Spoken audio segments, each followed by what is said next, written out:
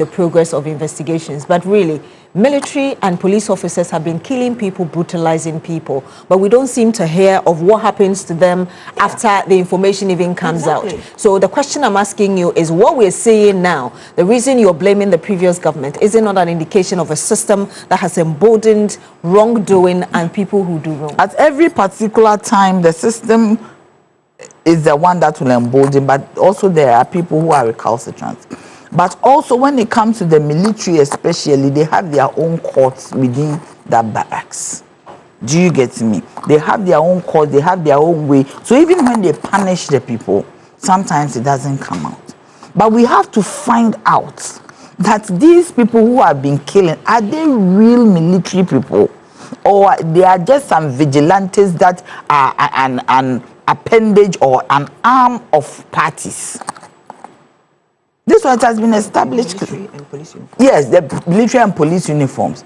Are they just maybe a wing or some vigilante group or some group that is not really police and military? Because at the end of the day, when these people are killed, as you said, you cannot even identify a certain military person who did it. We see during elections, we see the military, we see the police. But if we are putting so much on military and police, 2024 is an example where the military was not involved. People were not allowed to even take guns to polling stations. So who killed whom? Is it only the military and the police? Maybe we should dig deeper to see who killed whom.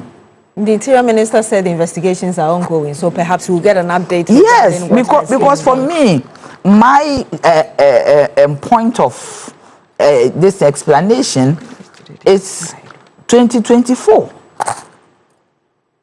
Who killed whom? 6 people died. But you see, sometimes if we are talking about the New Patriotic Party, people say that, oh, Nana, you are being too political. 8 years, you could not find this. 8 years, bitches. You had all the it didn't even ever occur.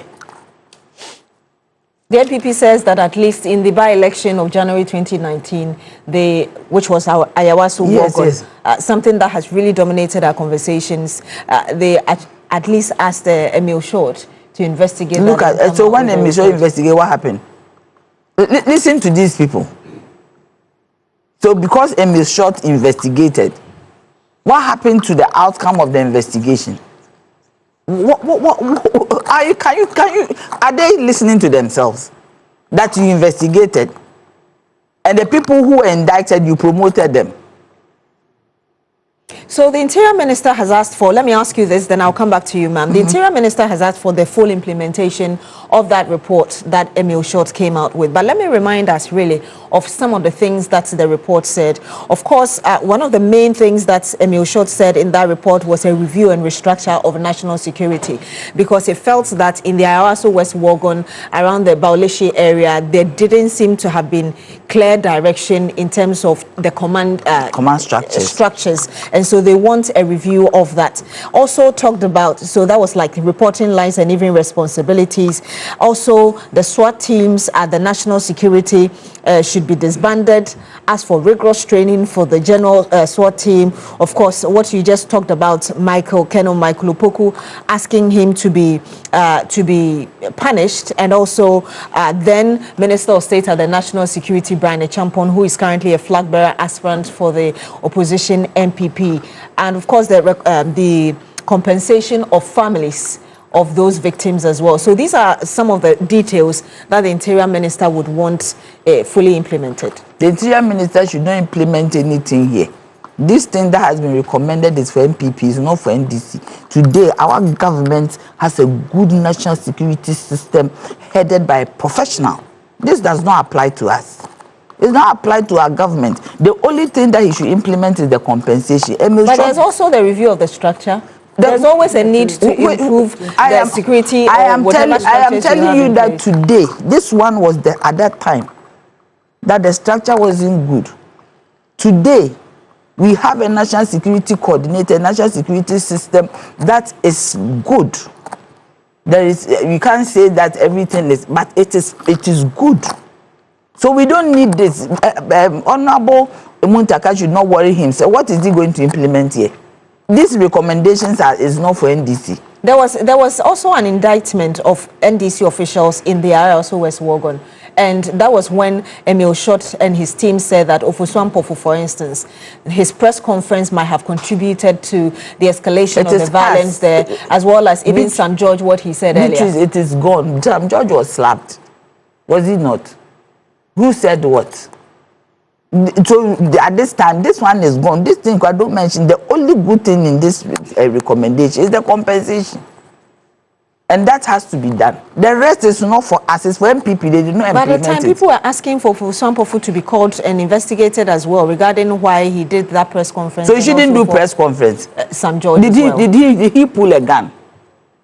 Political. But you heard what he said. He claimed that there was violence in the place, which was per the report. So let me read a bit of what the report said. This is what I said. So let me just read it to you. It said in the morning of no, I'm just reading to you what Emil Short said in the introduction of that report. He said in the morning of Monday, 31st January 2019, barely a few hours after voting had commenced in the Ayawaso West Wogon by-election, following the death of the Honourable Member of Parliament, Emmanuel Jako, the national chairman of the opposition, he was then the chairman of the opposition National Democratic Congress, Mr. Samuel Ofosu Ampofo, addressed a press conference where he alleged that the NDC parliamentary candidate and 6-party agents and accredited observers had been shot at by invisible forces who have been given national security uniforms. If you go to the end of that statement, Emil Short said in that report that what he said might have instigated these allegations, which caused widespread national alarm and outrage, led the president, so he just talked about Akufo-Addo, but claiming in that introduction that it instigated that. One, the key word here is alleged. And as a chairman of a political party, if you're on the ground, nothing bars you from doing press conference. And you also get information from the ground. Your information from the ground, from the grassroots, from the people. I've been a general secretary before. I know. Auntie has been a chairman before. Your people will bring you info. Do you get me? So this one, you see, how can Emil Short write a report without bringing in NDC? The MPP will not be happy. So you should find some low-hanging fruit and bring it. How can you tell me that a national chairman of a party cannot do press conference when there is an election? He can do press conference. And he only speaks, Honorable Ofosu Ampofo spoke based on the intelligence he got from the ground. So what you're saying is that that information was needless. That would not ignite violence. You think violence is easy? Who was indicted in the report? Did they indict any MPP person that they shot? Was NDC person? Champon was indicted. Yes, Mike Lukoku was indicted, and a few other individuals. And who are they? Did they indict any NDC person? They said national security. At that time, who was in charge of national security? Was it the NDC? The NDC was in opposition. Who was in charge of national security? It was the MPP. So clearly, you don't think Emil Short will not write a report without bringing in NDC. He would think it's a biased report. So that is the only low-hanging fruit that he can bring. What you are saying that they are gagged as a chairman of the party, he was gagged. He can't do press conference. And there's the word alleged. He was very careful. He wasn't categorical.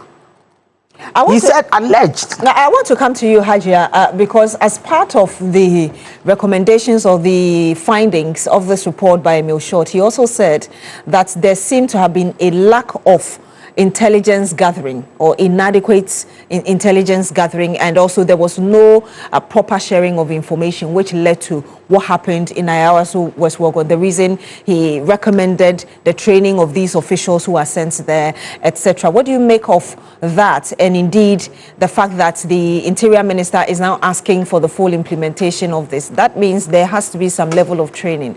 Nana doesn't necessarily agree. No, I don't think this one doesn't apply. It's gone. It's only compensation part. What do you think about that? Nana will not agree because he's being political based. But when issues like this comes, then we have to put NDC, MPP aside and face issues as Ghanaians. What really happens at these police stations and agents, between agents and polling stations, is all about the winner takes it all. It's all about NDC, MPP. And the issue that we have as Ghanaians really is when there is a scene, who goes for evidence, who goes to do the real research, who goes into doing the real findings. So I think that they are right. There should be proper research findings, proper investigation into these matters. Who did the shootings? Just like Nanaya said, there should be somebody to be accountable for the shots. Everything has to be really structured. If there's going to be a reshuffle or whatever in the system, it has to be done. And Ghanaians want accountability. We are all looking forward to seeing that the perpetrators are really brought to book. It's not just every day coming to talk about it and we sit down. The endings are not being said. 2024 is just passed by, but the findings, the evidences, everything has been wiped off. If they are being given bail and they are out there, who knows who is going to even brainwash them or try to clear off all the evidence? I don't think it's necessary. The evidence is necessarily wiped off, because we heard the Interior Minister say that the investigations are ongoing and already people are facing the law. Yes. So since people are facing the law, then that is in the right course. But then what I'm really saying is that if all these things are done in the right way, Ghanaians will not have any issues when it comes to elections. We'll all be safe when the next election is coming up. Let me get your thoughts as well, Mayana, on especially the Ayawaso West Wagon, the details in that report and the fact that the Interior Minister is finding it necessary for the current government to implement what Emil Short brought out. I think that there's a need for us to look into it. If there's any form of restructuring to be done, let us do it. I'm also of the view that, you see, we sometimes we just sit and all that we talk about is politics and being political about issues. When it came to elections and whatnot, look, see how fast we've come out with some form of a report. But when it comes to ordinary Ghanaians, we seem not to bother at all. I think that as a people, the lack of the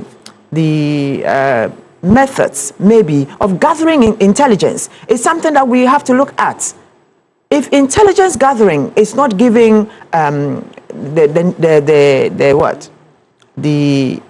priority, right, then it means that every time there'll be something wrong, because you cannot go into a community and start beating everyone. If you had intelligence, if you knew what you were looking for, you would go in there and just look at that position, not go beating everybody.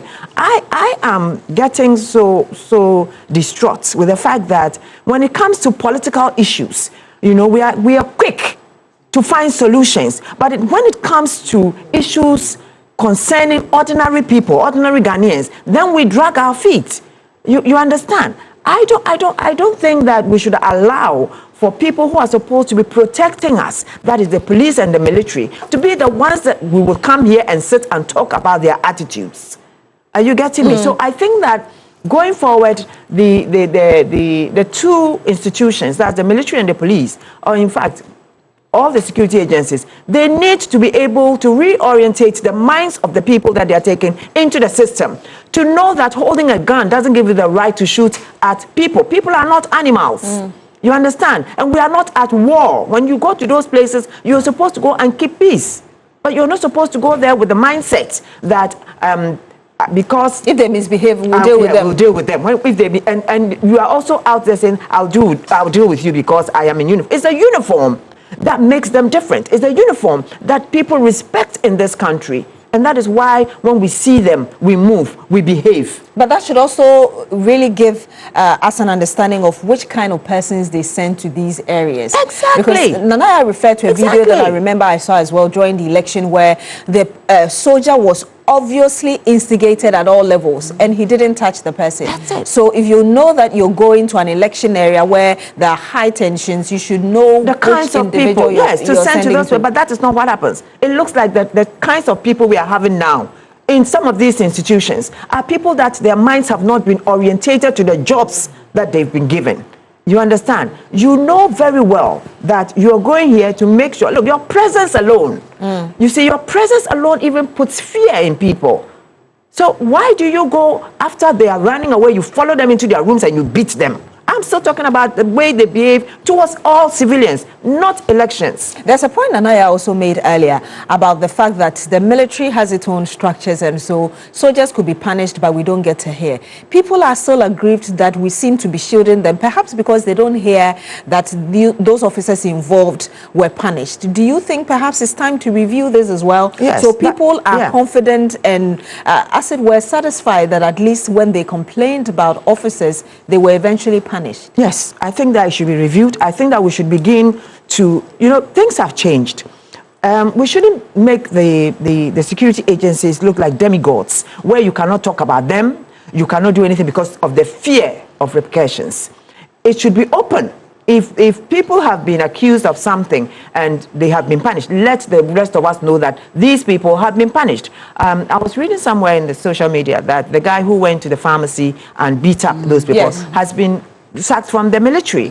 You understand? It's in social media. I don't know how far it is true. But if it is true, these are the things that we are supposed to know. Then we know that you are out there looking after our backs. But if you go and do a court martial or whatever it is, and you discipline the person and you don't tell us, you get me? Then we feel that no, nothing happened. And that's where the agitations come in. And also it emboldens the people inside there to continue to do the things that they do. So I think that going forward, everything must be transparent for us to know. And also they must relax the system so that we can talk about them when they go wrong. That's the whole thing. We shouldn't be afraid to talk about a military man or a soldier or an immigration officer or anybody who has done something wrong. But they intimidate us with their uniform. And that is not right in a democracy. It shouldn't be. How do we deal, because I realize that you're talking a lot more also about ordinary civilians. Not necessarily related to election issues. How do we deal with incidents or cases where we've had a whole, almost like a battalion, go to a community to beat people just because a phone was stolen or a soldier was brutalized or maltreated? How do we deal with that moving forward? Because these are not election related as well. Exactly. But then there are Ghanaians. But because we are a political sort of, we put ourselves in a political mindset, everything that has to do with politics takes center page. And the rest of the civilian population, that is the rest of us, the public, whom I represent, we are not thought of. I am saying, going forward, such things, those that are being taken into the military, let us look into their minds, whether it's the psychologists or whatnot. Because you can't afford to have sadists, people who just go wanting to inflict pain on others for no reason but for the fact that I have the power to do so. I will come back to you for your final word. I'm coming to you, Nanaya. There's a message directly sent to you from Mansa Musa. Mansa Musa. Who says, Beatrice, tell Nanaya, and he wants me to read to you, tell Nanaya Jantwa she is wrong. Emil Short investigated an incident and submitted his report only to be shelved by the previous government. Why should Nanaya speak to suggest that the report is useless? Tell her she is wrong. I didn't expect her to speak like that. Is this the type of advice she's offering at the presidency? Mansa Musa, if you are listening to me, there's something called context. Within the context of when this happened, 2019, this report was very relevant because the thing had happened, and this is what was found out. Today, are you telling me that COP Abdul Razak, as he is the coordinator of national security, has to be restructured? Has anybody said so? I am talking about context. The context in which this investigations was done. It wasn't implemented. So what you're claiming is that the wrong people were in the wrong place, and now you're claiming that the systems have been restructured. So are you telling me today, is there any report which says that the national security being headed by COP Abdul Razak has a problem? I just want to find out. Mansa Musa, tell me. There's something called context, and when you go beyond that context, sometimes it becomes, opaque. It becomes archaic. There's a it doesn't work anymore. There's a message coming from Audu Adams Mooney. It says, good morning, Beatrice, please. What happened to the soldier who shot and killed Kaka in broad daylight at Tejura in the Shanti region? Can anybody tell me they can't identify the officer responsible? Because the bullet. The national security today is now a reviewed institution. There's also Stephen Penn who is saying, good morning, Beatrice. The truth is that most of the election violence was state-sponsored and the government had no moral to investigate and punish their own. However, the day of accountability has dawned and the culprit will have to dance to the tunes and the victims will get justice finally. Ghana is working again. That's from Stephen Payne Wa in the Upper East region, and he says, my regards to Nanaya. Tell her I am not happy she came to Wa for her program and did not ask of me. Okay, so Stephen Masa Musa is happening. I guess he has a response for you, but in like 30 seconds, if I could get your final word. I just wanted to say something. And that would be your final word on this one? Yes, on this one. I'm saying that Auntie should know that, Auntie Odelin should know that the people who were killed were not politicians. They were ordinary Ghanaians. No, but that's what I'm trying That's to the point she's made. No, I'm saying that they are also ordinary Ghanaians. So if even it's being investigated, that is why it is even painful that these people who were killed were innocent people going about their business. I hear there was. It way and some ahodo with Tim Course or channel. Mamma not so Jim or the Senate so body, Edia Dumbi Edumia. Unia, the business shame na Yasuma. AG politics are